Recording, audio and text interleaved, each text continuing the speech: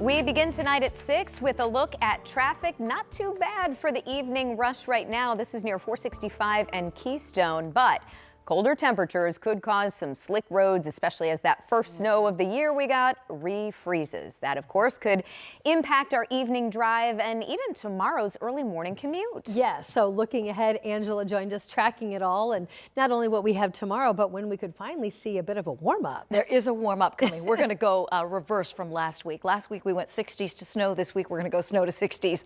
Okay. Yes, just going to take a couple of days to get there. And I'm glad you pointed out the refreezing. You know, the main roads looked great, but I don't know if you noticed that on-off ramp was a little shiny. We're going to watch those. We're going to watch your neighborhood roads. Those are the things that could be issues early tomorrow with the refreezing, and maybe the reason you need a few extra minutes out the door on Tuesday. We had school delays this morning because of the snow. Can't completely rule it out. We don't anticipate very many, but some of those outlying areas, again, due to refreezing and some slick conditions, could have a school delay or two early tomorrow. Radar pretty quiet. We've had a few flurries pushing through the northeastern sections of our area, out of Marion into Hartford City and Alexandria, and some bursts of steadier snow just to the southwest of Greencastle. That's it on radar, which is good news. We ended up with a couple of inches of snow north and east of Indianapolis. Over Morris Reservoir, we're already down into the upper 20s, 28 Bainbridge, 27 Connorsville. We will continue to fall through the 20s this evening as the sun has set. And don't forget that heavy coat tomorrow. 20s to start, near 40 to finish with a few flurries.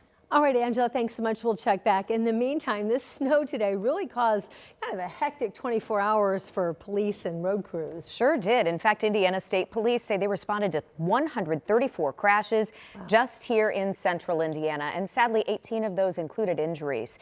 The impact was on almost every highway: I-465, I-65, and I-70.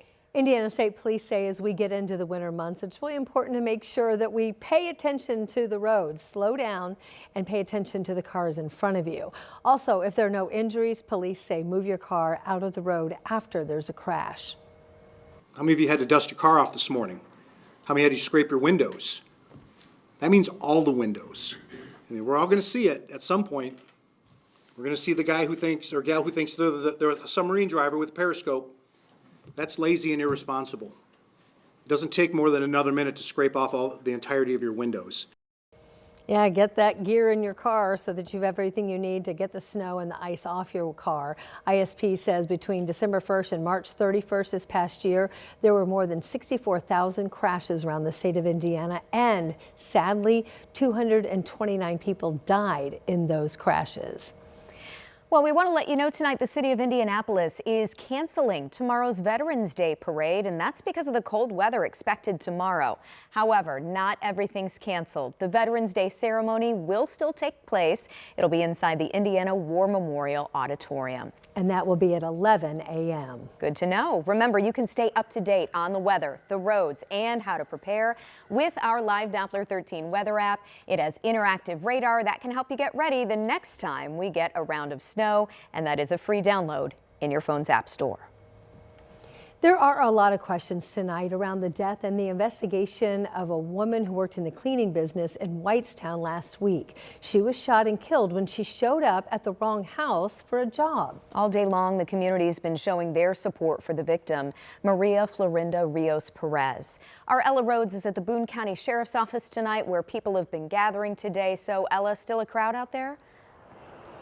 Yeah, there is still a crowd out here. You can see them over here. They're starting to gather. More people are actually walking in for the candlelight vigil that's in honor of Maria Perez, who you mentioned was shot and killed in Whitestown last week. People got here as early as 9:30 this morning to demand justice for Perez.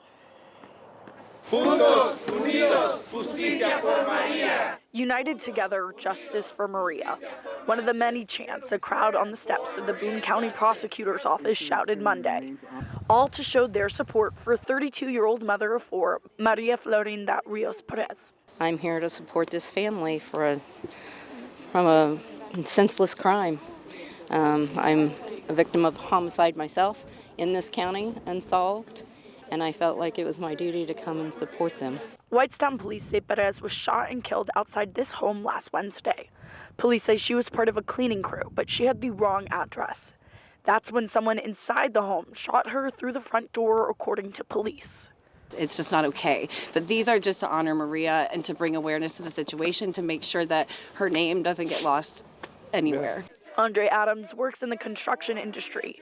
He says he warns his employees what happened to Perez could happen to anyone. Our conversations with our employees are safety first. If you think you're at the wrong address, knock once, knock twice, call us. Get off the property, get on the sidewalk, and call us. Justice for Maria in Spanish and English covered posters. Together we stand for Maria's justice. Together we stand for Maria's justice. Together we stand. People say they want answers from the prosecutor's office as to why no charges for Perez's killer has been filed. The family's lawyer, Alexander Limontes, says no one deserves for this to happen. This case is about public safety. Plain and simple. Perez's husband, Mauricio Velasquez, asked for one thing. Sabemos que somos inmigrantes, pero tenemos el derecho. We know we are immigrants, but we have rights because we are not animals. We are people, just like all of them. We have blood. I ask for justice. A family and community in mourning, not giving up in the fight for justice. And we are just moments away from this vigil getting started. More and more people are coming to attend. Now, the attorney for the family did tell us that they expect an update from the prosecutor's office here in Boone County sometime at the end of this week or early next week. And there's also resources that the community is organizing together to help support the Perez family. Live in Lebanon, Ella Rhodes, 13 News. Ella, thank you. Also tonight, we are learning new details about a deadly shooting last year that allegedly led to a shooting involving Fishers police just last week. 28-year-old Caleb Weiss is now charged with murder in the death of 24-year-old Cameron Dokes. It happened in March of last year on Apple Blossom Circle near Cumberland and 141st. Court documents say Weiss and a friend tried to enter the victim's vehicle after mistaking it for their own. Then a fight broke out, and that led to a shootout. At last check, Weiss is in the hospital in critical condition following that shooting last week. New developments tonight in the Delphi murders case. Late this evening, the court sent out more than 1,200 pages of exhibits from that case. Richard Allen's appellate attorneys requested the items. They're putting together a case to try to overturn his conviction for murdering Liberty German and Abigail Williams in Delphi back in 2017.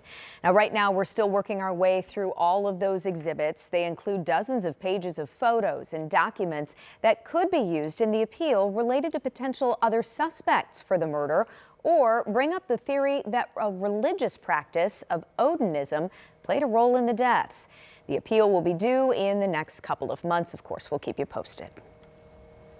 Two women who work at Belzer Middle School in the Northeast Side in Lawrence Township now have a protective order against the former principal there. Our Rich Nye is back tonight with some new information on alleged sexual harassment and assault against the women by their boss on the same night. Rich?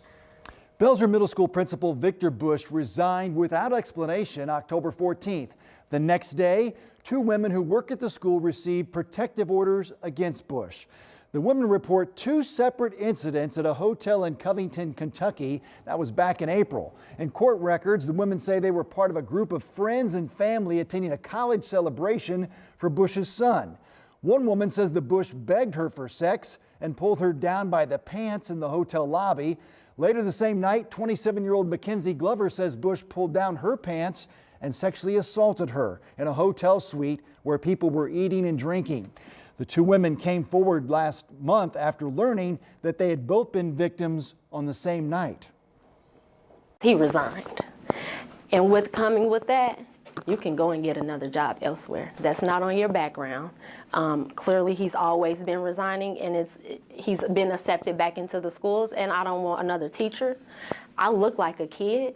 I don't want a child to go through this. Bush's resignation email says, "Thank you for allowing me the opportunity to serve as an educator in MSD Lawrence Township for well over a decade." It doesn't say much else. Covington, Kentucky police confirm they are investigating, but Bush does not face any criminal charges at this time. I've left multiple messages for Bush in multiple places over the last couple of weeks, but have not received any response yet. Glover is planning to address the Lawrence Township School Board tonight.